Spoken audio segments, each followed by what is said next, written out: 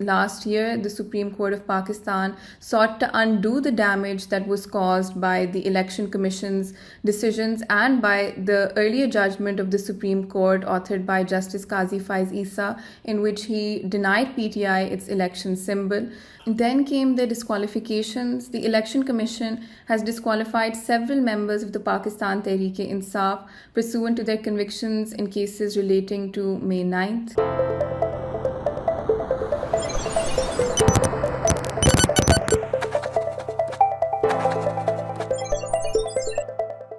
I'm Rea Hussain, and in today's case in point, we're going to talk about how post the 2024 general elections, through various court decisions, the composition of parliament is being changed.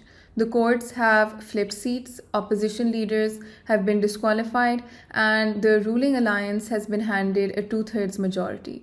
This two-thirds majority was not given to them by the electorate, it was not given to them by the voters, it was given to them by court decisions. And normally in a parliamentary democracy with political parties, the majority of the seats are secured by political parties.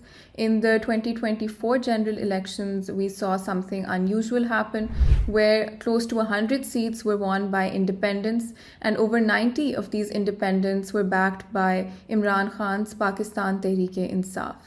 And the reason that the Pakistan Tehreek-e-Insaf candidates had to contest as independents is because the Election Commission held that since the PTI did not have a collective election symbol, it did not have a party symbol, the PTI candidates were not eligible to contest on a party ticket and effectively forced the PTI candidates to contest as independents. After the elections, many of these candidates joined the Sunni Ittihad Council. The SIC became the vehicle for PTI candidates, and it was PTI that stood behind the SIC, and it was PTI candidates that stood behind the SIC.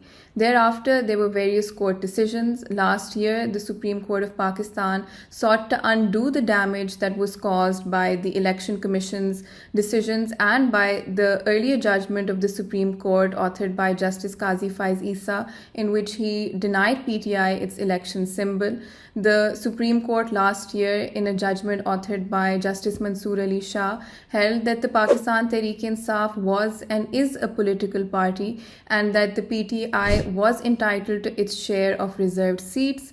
And this decision of the Supreme Court last year was based on basic fundamental democratic principles. It sought to restore the will of the people, restore the popular will, and to ensure that the balance determined by the voters in the elections is maintained, and to ensure that a party's general seats are proportionate to their reserve seats. However, the executive never implemented this decision, and it was overturned by a constitutional bench created by the 26th Amendment just this year.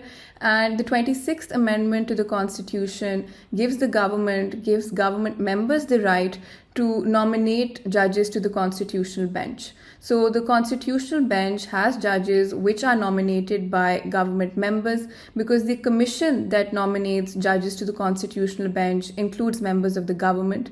And this raises a serious question about impartiality, about independence, and about the fairness where the federation, where the government itself is a party. And we saw in the reserved seats case, the government had a significant stake, and judges that had been nominated by government members were sitting and deciding that case. And the author judges of the case, the majority judges, they were not on the bench, and new judges, by virtue of the 26th Amendment, heard the review and they overturned the decision. The constitutional bench chose to focus on technicalities over justice. They questioned why the PTI candidates joined the SIC, whether the PTI candidates could have made better strategic decisions, better legal decisions, and effectively held that the reserve seats could not be given to PTI. PTI was not entitled to reserve seats as per the constitutional bench, and these seats were distributed among the ruling coalition, among the ruling alliance.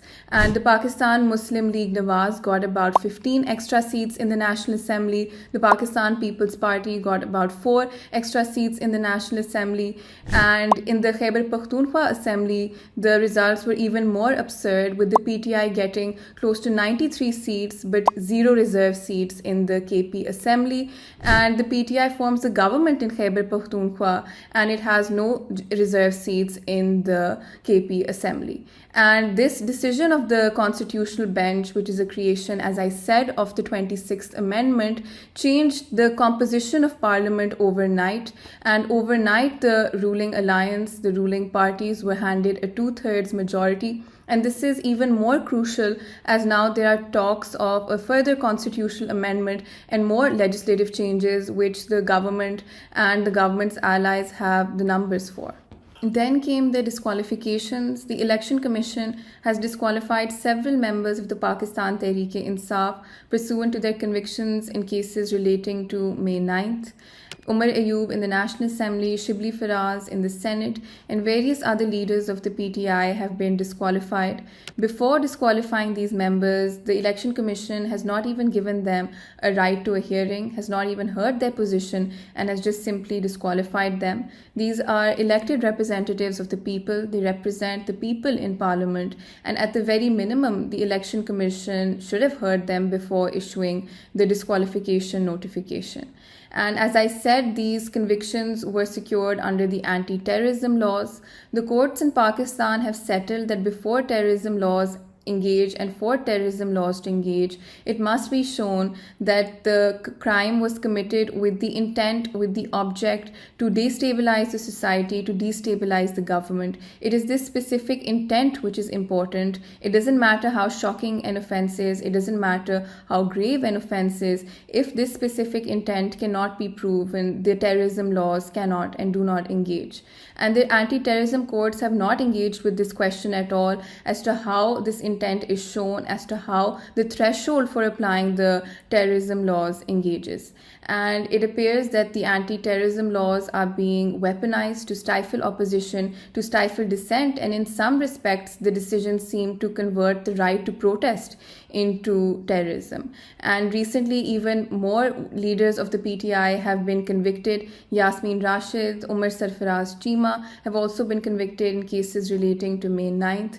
And to sum it up, the largest opposition bloc has lost dozens of seats. The government has been given a supermajority, a 2/3 majority that it did not get through the voters, but that it got through the courts. And the opposition leaders continue to be disqualified, convicted, and arrested. And from the time of the general elections in 2024, where you had a parliament that was split down the middle despite allegations of rigging, you now have a government with total control.